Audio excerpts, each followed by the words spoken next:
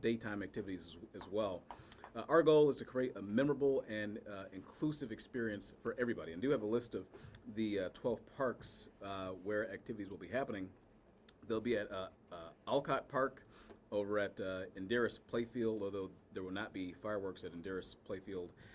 There'll be celebrations at Gordon Park, at Humboldt Park, at Jackson Park, at the King Center, although there will be no fireworks at the King Center, over at Lake Park, at Lincoln Park, at Mitchell Park, at Noyes Park, at Washington Park, as well as Wilson Park. So neighborhoods all across the city will have this tremendous opportunity to celebrate the 4th of July and have fireworks displays in their neighborhoods as well, which is really, really exciting.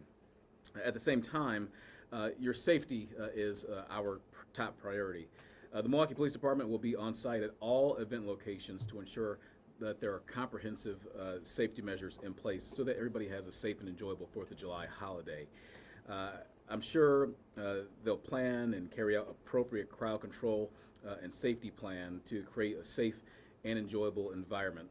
We appreciate the overwhelming support from our community as well. This celebration of the 4th of July, which is, by the way, my favorite holiday, it is a celebration that reflects a strong collaboration between the City of Milwaukee and our partners over at Milwaukee County. As I mentioned again, a number of parks, county parks, are part of our celebrations this year as well. Together, we foster unity and purpose as we celebrate our nation's birthday. This year's theme, Working Together for a Better USA, captures the spirit of the 4th of July. While we celebrate independence, let's remember the importance of collective action in building a stronger city and a more unified nation. For a complete list of park locations, firework times and activities, along with downloadable park maps and volunteer information, please visit our dedicated 4th of July webpage. That's at city.milwaukee.gov/4th of July. I'll say that again. That website is city.milwaukee.gov/4th of July.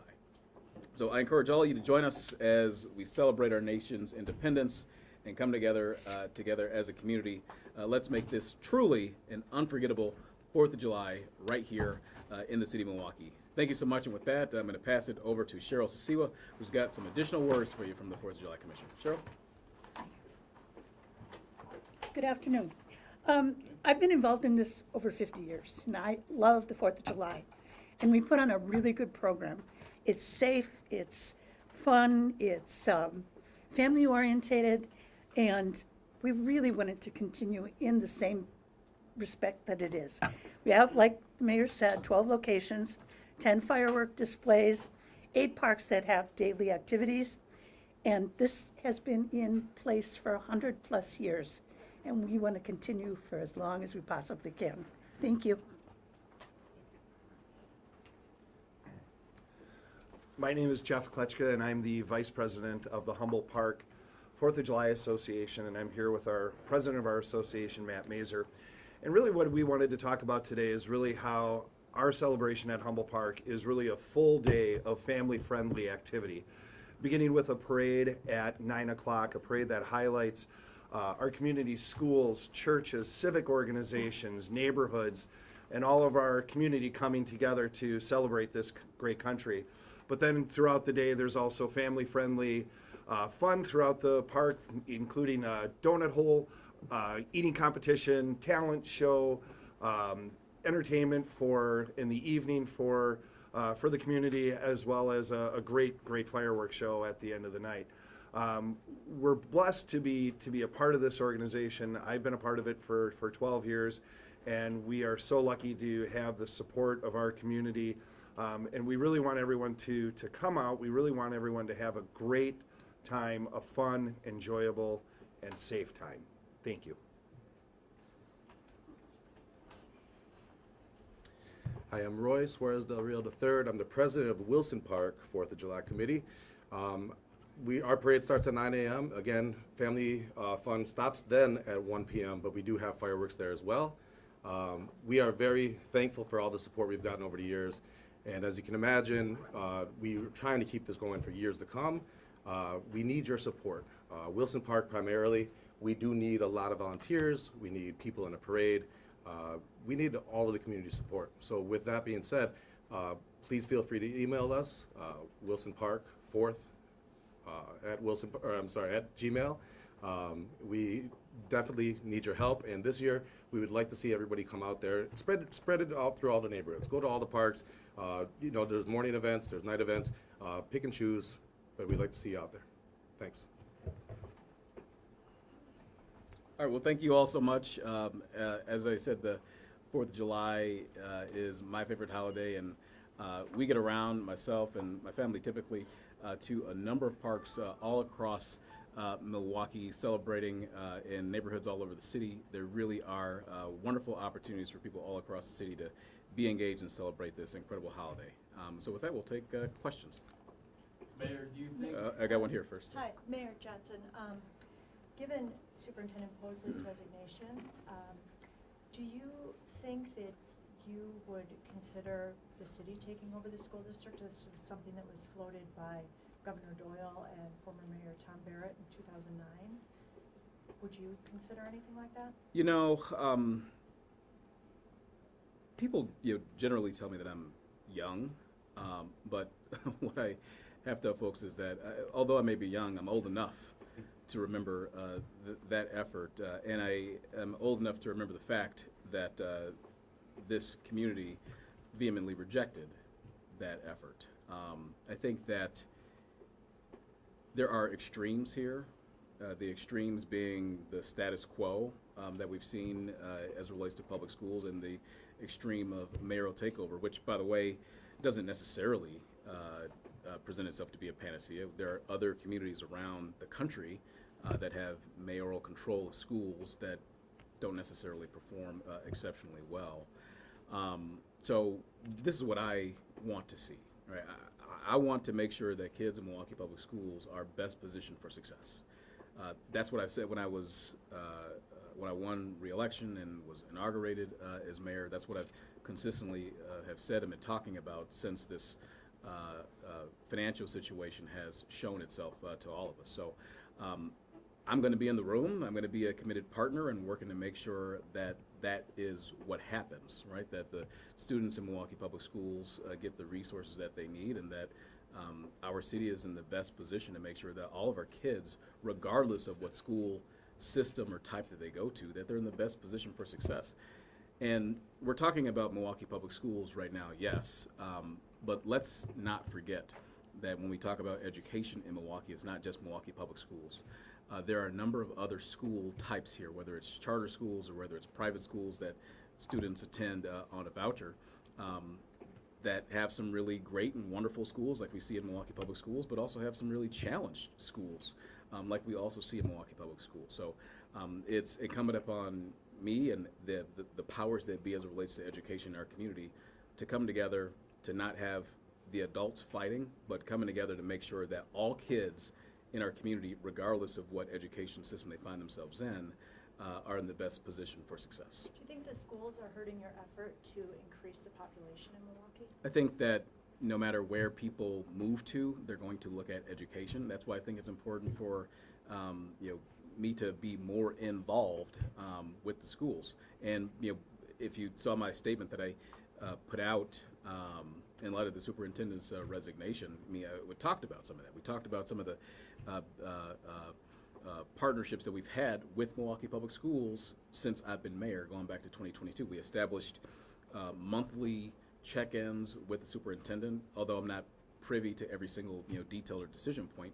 And we've seen success come out of those conversations in the partnership. I mean, two that come off the top of the mind right now are Camp Rise program, where Milwaukee is very likely the only big city in the United States that's doing workforce development with kids as young as 10 years old, right? And we built that program really quickly with a number of partners.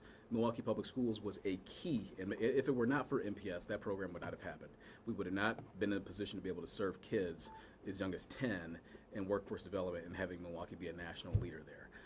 Another effort that myself and Dr. Posley, along with the support of MPS, was able to get off the ground was getting young people in this city connected with opportunities in the trades and showcasing to them that there are great family supporting job opportunities in the trades as we seek to grow the city, right? That means there's going to be a lot of construction, a lot of jobs that come that way. Too often, and I know this was the case when I was growing up, that folks would say, if you're not going to college, then you're kind of throwing your life away. That's just not the case. There are so many wonderful opportunities in this city right now, in especially the union construction trades. And so we made that connection. We started off in our first year with roughly 200, 250 or so kids that came through. I think this last year the number was over 700. So we continue to grow that and continue to expose more kids to opportunities here in Milwaukee. That came about because of the conversations that I've had directly with the superintendent and in partnership with Milwaukee Public Schools. So we've seen some successes already there. I intend to continue to find more successes. What are your thoughts on GOP lawmakers signaling that they'll punish MPS financially over this? Well, I haven't seen GOP lawmakers comment on that. I've only seen what all of us know from the Department of Public Instruction, saying that potentially there could be some reductions in aid. Now, since this whole thing became aware to me, I've been on the phone, I've been in meetings with the superintendent, I've been on the phones and in meetings with the superintendent of Milwaukee Public Schools, as well as the superintendent of the Department of Public Instruction, working to make sure that we solve the issue at hand, working to make sure that MPS gets the resources that it needs. And from the conversations that I've had with both leaders of both organizations, it seems that we'll be in a position where that's exactly what's able to happen, and that makes me feel good. How early did you find out that MPS was late to reporting their financial data? That's why I said I'm not privy to every single detail or decision point. I mean, this information was new to me as well. Mayor, was there a responsibility either by MPS or DPI to release that there were some sort of fiscal issues before the referendum was voted on? I don't know if I can answer that question. My understanding as it relates to DPI is that it's not uncommon. It's not uncommon for school districts, not just Milwaukee Public Schools. I just want that to be known. But it's not uncommon for school districts across the state to be late in submitting their financials. The issue with Milwaukee Public Schools is that they were exceptionally late. And so the timing of the referendum with this, I mean, that's a question that DPI I think can better address. A quick follow-up if I can. We heard last night time after time that people feel deceived in all of this. You're an MPS parent and the leader of this city. Do you feel deceived about all of this? Again, I think that is the question that you just asked, James. As it relates to the referendum and the time frame around that, that's a question for DPI. I don't know, because school districts generally are late or can be late. I don't know if it played any part in their decision about whether or not they would have said something sooner. Maybe it's just par for the course. So that's a difficult question to answer. I'd suggest getting the timeline from DPI. This is a follow-up question. What do you think is the legacy of Dr. Posley?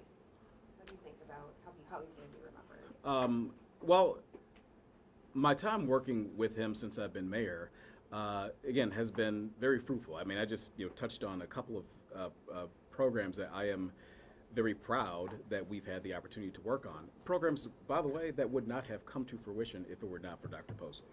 It was very easy for me in our regular conversations, or just any time really, to pick up the phone and have a conversation with Dr. Posley about what a desire or need from my office was in order to make sure we're providing for kids. And so that, I think, is something that many hundreds of kids have been positively touched by in this community, and I think they'll remember that. Certainly when something like this happens, that's part of the legacy as well, and folks will remember that too. Let's do two more questions. Just kind of follow up to the first question asked about city or state control. Yes or no, to be direct, do you support or oppose the city or the state taking control over MPS budget decisions? Over their budget decisions? I mean, look, I think that there are extremes. We're talking about extremes. I think that there's still space in the middle that just has not really been explored. I mean, the first question that was asked about the direct attempt to have mayoral control over the school district back in 2009 or so, that was there, and then after that attempt did not go anywhere, and the community said that they didn't want to see that happen, it seemed like the relationship between City Hall and the schools was severed. It didn't go anywhere. Before you go to the extreme of having the mayor have absolute control over schools, maybe there's some space in the middle where the mayor can have some influence in schools, can play more of a role in schools without necessarily having the mayor to have direct control of the school. So let's explore what that option looks like. Let's see what the community says here before I were to chime in and say, hey, it has to be this extreme, going from the current extreme that we already are in. Last question. Mayor, do you think that I guess Alderman Spiker raised the possibility of not actually implementing the referendum. Do you think that MPS should raise property taxes as they've been given the opportunity to do? I have to further review what that looks like. I don't even know if they're able to put the brakes on it. Those are questions that I don't know. I mean, this is all just breaking to us now. So I'd be more interested in finding out what the actual possibilities are as opposed to trying to project on something that I can't really say for certain. Thank you, everybody. Thank you. Thank you. Thank you. All right. Thank you all. You're welcome. I'm going to vote for air conditioning. Saving money here.